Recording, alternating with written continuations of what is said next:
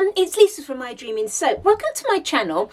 Now, this soap, I don't know, it kind of feels a little bit early to be doing a Halloween type soap, but I thought I'd do it because I've had a lot of people placing orders for autumn and Halloween and even Christmas tools. So I just thought it'd be a good reminder that if you're a soap maker and you're thinking about maybe getting some tools and things to make some great soaps for the upcoming seasons, that really now is the time that you need to start thinking about getting those tools in, planning your soaps and getting some orders made. So one of the new tools I'm offering that I'm really excited about is to make a haunted house soap. And this will come as a kit with a scraper in it and then either a selection of extruder discs to make some windows. I'll put the design up on the screen here. So either some extruder discs to make the windows, or if you're not into soap dough and extruding and all of that sort of thing, then they'll come with a stamp that you can stamp the windows on afterwards. To be honest, that's going to look better if you do have a little bit of soap dough that you can put into those window shapes to make them look a different colour, but you could just literally do them just the outside shape of the house if you wanted to. Okay, so I've extruded out. Unfortunately, I forgot to press play, or record, so I didn't actually record the extruding. I'll probably try and do a bit more in a minute. So what I've also extruded is some little sort of black crosses, and these are going to be the window frames.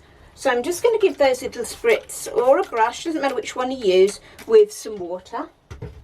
Just so that I've got, these are going to stick together. Okay,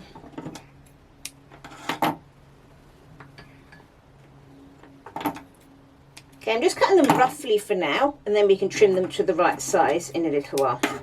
Okay, so 4 little strips of orange, just straighten them all out. And then I just want to join them on my little cross here to give me some nice little windows.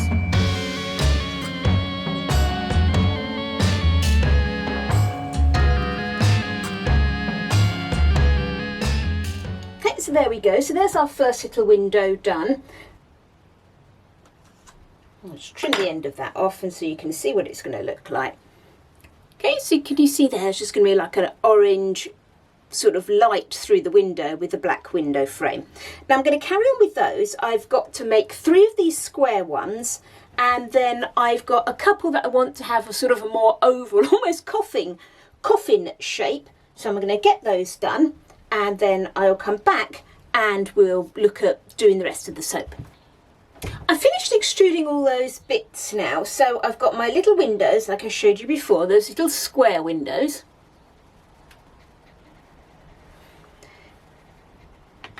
And then I've got, as I said, the sort of more rounded topped windows. Ones are a bit coffin shaped really, there's those. So I've got 2 of those. And obviously if you bought this set you could do as many windows as you wanted or whatever. And then what I've also extruded as well is just some little black bats. Okay, so those are all ready now. So I'm going to start thinking about making the soap.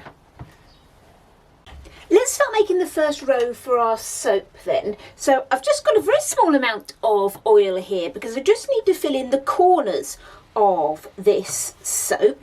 So I've got my oils weighed out. I'm going to add my mica. This is lime green mica from Pure Rock Colours. I'm going to add this straight to those oils there.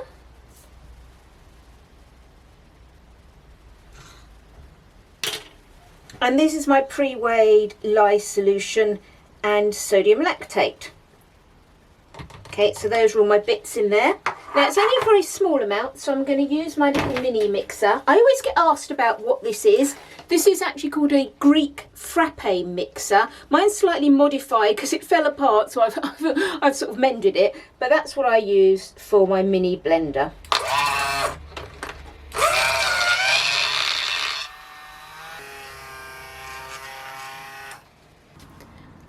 that's all I'm using today. As you can see here, it's Dragon's Blood from Nature's Garden. I'll just show you a little bit about my labelling that I've got here. I mean, I obviously always label what the fragrance is. I always transfer my fragrances into a decent long-term bottle, so like this aluminium bottle. So I'll label it, say who it's from, and I'll also put the batch number on the back as well. And then any notes. So for example, if this had a low IFRA usage rate or something, I would note that in here. But as you can see with this one, I've put a red note on it saying that it does discolour. This doesn't discolour badly. This will go to a light brown colour. But as I've said here, it doesn't bleed, so the discoloration doesn't bleed from one area to another. But also as well, if you use a mica with it, I've said it colours okay. So I did all my testing as well with all different micas just to see what effect it had on those micas, and most of them were all right. Really, the only thing that was affected by the discoloration was the yellows. And the yellows I used with this went a green colour. Okay, so that's sort of notices that I put on my bottle, so I've always got them there, so each time I use it I can just see exactly any issues that I've got. Okay, so let's get this measured out. Only a tiny bit obviously I need for this little section.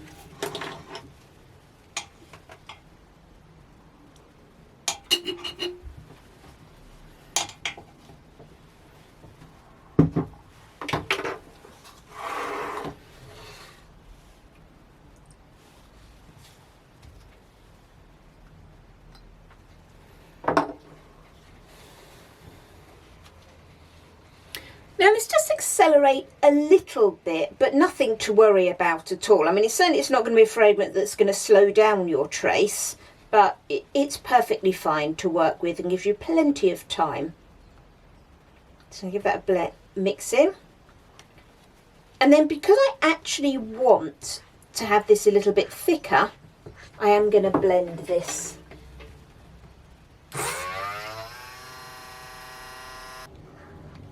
Okay, I'm starting to get a little bit of trace on that. I do want this to thicken up quite quickly, so therefore I'm just going to heat this in the microwave just for about 10 seconds. Okay, so that's got that a little bit warmer. And what that will do is, at the moment, it's starting to thicken up, and it will then start to thicken up a little bit more. Now, the reason I'm doing that is because I'm going to pour this into the bottom here. But what I want to do with this bit is, I don't want to put it all the way across the base of my soap and then scrape out a great big chunk of spare soap. I am going to scrape some out, but I want to minimise the amount I scrape. So I've just got that in there. Okay, as you can see. So now I'm just going to start moving it where I want. So this nice and fluid is good at the moment, so I don't get any air pockets. And then as it starts to thicken up, I can then start pushing it into the areas I want, because I kind of want it more up the sides.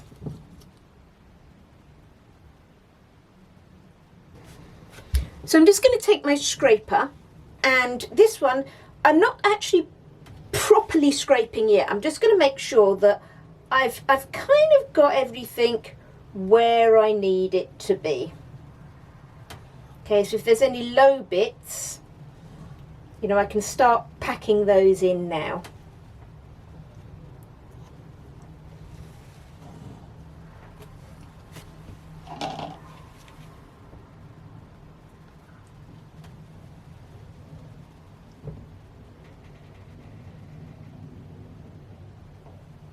Now, because of the warmth of this batter, this is actually starting to set up quite nicely, quite quickly. So I am going to now go through and finish this scrape.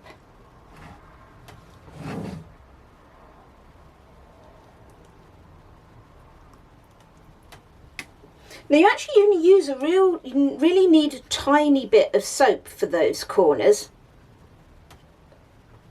I even just made a little bit too much for mine.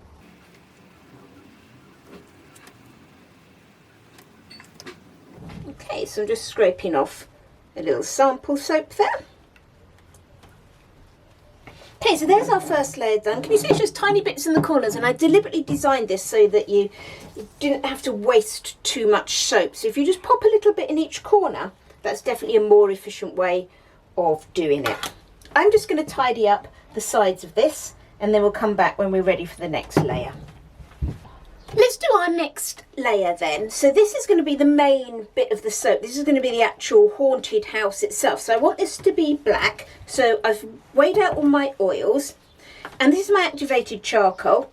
I always keep my activated charcoal, I disperse it when I sort of well ahead, a bit like your titanium dioxide, because I find putting activated charcoal and dispersing it just before you make a soap, activated charcoal seems to create a heck of a lot of bubbles in the soap. So therefore I'm much more about dispersing it up front, giving it a little bit of a stir as I start to knead it, and then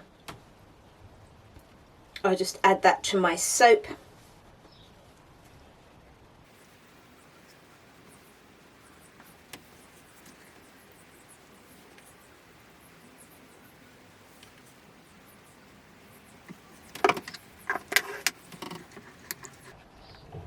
And that way it will minimise the bubbles that you get from that activated charcoal. And I find that's really important, especially when, for example, with this soap, I'm actually doing quite a big block of it as the black. Okay, so I'll just mix that in, and then I'm just going to weigh out my lye solution, my sodium lactate. And let's get these mixed in.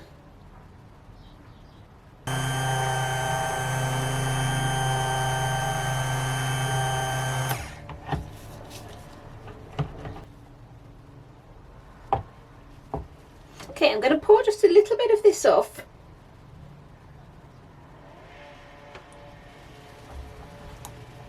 And I want to put some heat through that, just so I can have that a little bit thicker. Okay, so I've got this bit a little bit warmer now, so I'm going to start putting some of this in the base.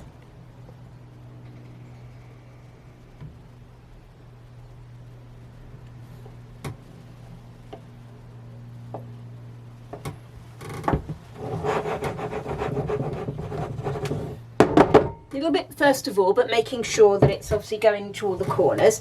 And then I want to take my first arched window. So from those extruded, my one that looks a little bit like a gravestone sort of thing. Just get that in there. Okay, and by having this a little bit thicker, I can then hopefully keep it just where I want it. Now the good thing with this little haunted house scene is that it actually will look quite cute if you have sort of the windows a little bit, you know, higgledy-piggledy and a little bit wonky. So I'm not going to get too worried about getting them in straight. In fact, I'm going to deliberately put them in a bit wonky. And that's quite a good thing, isn't it? Because sometimes it's difficult to get embeds into a soap and get them all nice and straight. So this is an ideal design where you want something slightly wonky.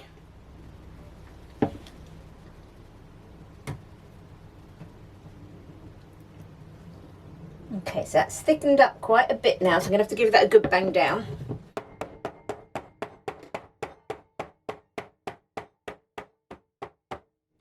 And I think that's now got me pretty well to the stage. I'm just going to give this other bit a stir, because that's getting thicker too, but it's a bit more fluid. And I need to hurry. Right, so I can now put my other windows in. I want this one slightly tilted towards the outside of the house.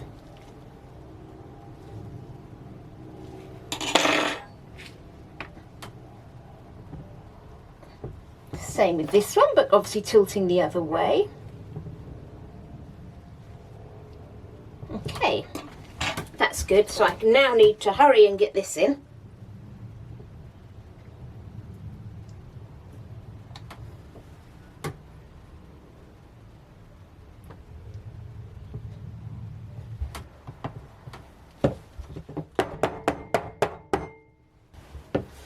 so one more square window this side.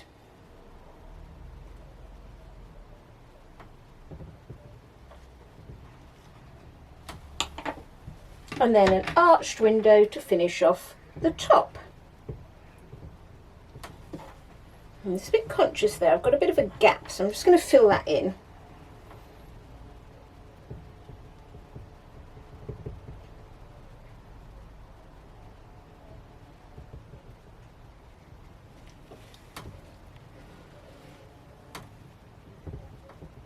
Now this fragrance has accelerated a bit, but I did blend it quite a bit. If I was wanting to work with it for a longer period and not have it thick, I wouldn't have blended it in. I'd have just hand stirred it in and it would have been great.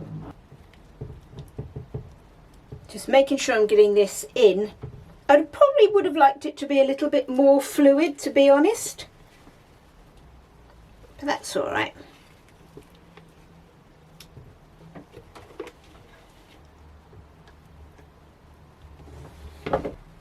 And again, what I've done is I've deliberately not filled this up exactly where I want it, because I'm going to go back and sort of move the soap around. Okay, so that might mean making a few extra passes, but that's okay.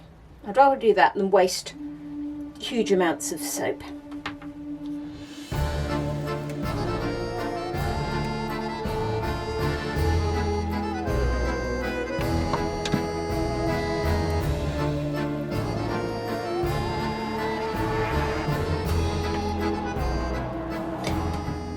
And I want a nice pointy top on mine, so I'm just going to keep going at this bit here because it's not quite pointy enough for me yet, and that may be that my batter's just a little bit soft, so it's collapsing a little bit, but I'm just going to be quite particular about getting that exactly how I want it before I stop.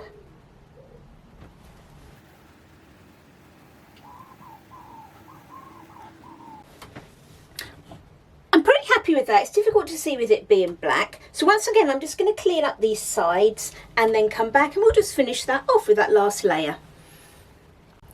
Right, here we are with our last layer. So this is Purple Heart mica from Pure Rock Pearls, and just normal soap, lye solution, sodium lactate and the fragrance oil. I've only stirred it in this time because I do want it to be nice and fluid, because I've got some little gaps that I want to make sure get filled in.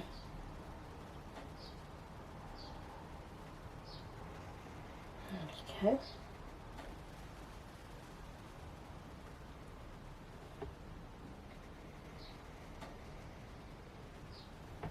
And then I'm just going to start putting those, remember those little bats I extruded? Just going to pop in those bats.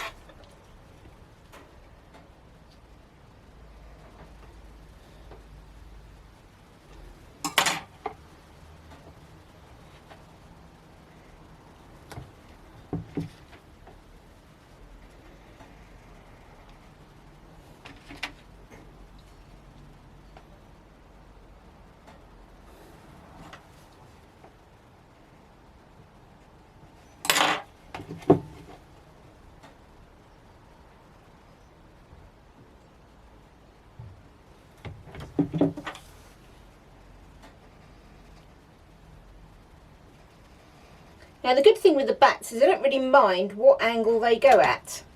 They can go straight, they can go flat, they can go sideways.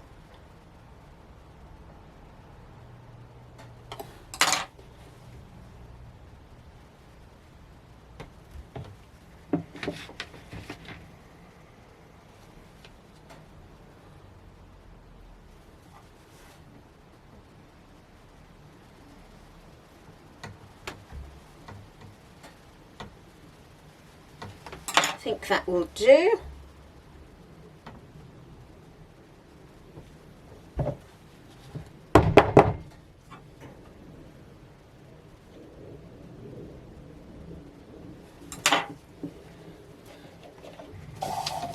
Then to finish off the top,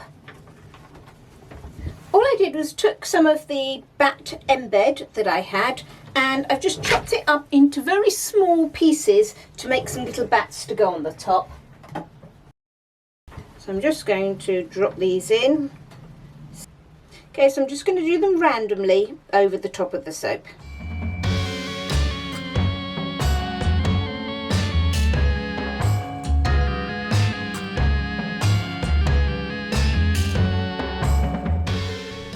So there we are, that's all nicely done. I'm just going to now pop that in. It's important because I've got a lot of black in this. I do definitely want this to go through gel. If you struggle to get a good black, it may be because you're not gelling your soaps. So do make sure that you do put them through gel, and that will help you with any blacks. Here we are with our soap the next day. So let's get this cut and see how we've done inside.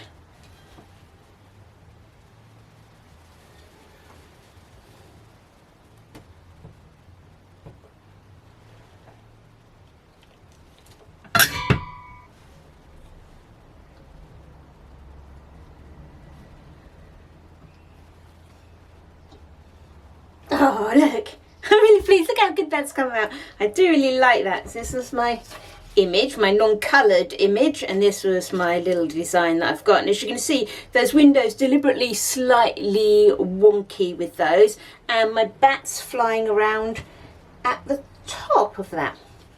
I'm really pleased with that. I think that's come out really cute. I do really like that. I'm not going to have time in this video to do some final photos. I'm confident with this fragrance it's not going to discolour any further. I've used this fragrance a lot, and I know this purple and the green and everything will actually stand up well to the colourant. So I'm happy these are just going to look like this. So I'm just going to leave these with you as I'm just doing the cut. Thank you so much for watching the video, folks. It's always really appreciated that you do spend some time with me with my videos. If you'd like the video, it'd be great if you gave me a thumbs up, because that does help with my channel, with the algorithm, and getting everything, you know, out for more people to see. And if you'd like to see what I'm making in the future, why don't you subscribe to my channel? If you'd like to get yourself any of our host of Halloween or Christmas tools that we make, then pop along to the iDreamin soap shop. And once more, as I said, thanks so much for watching, everyone, and I hope you have a good rest of your week.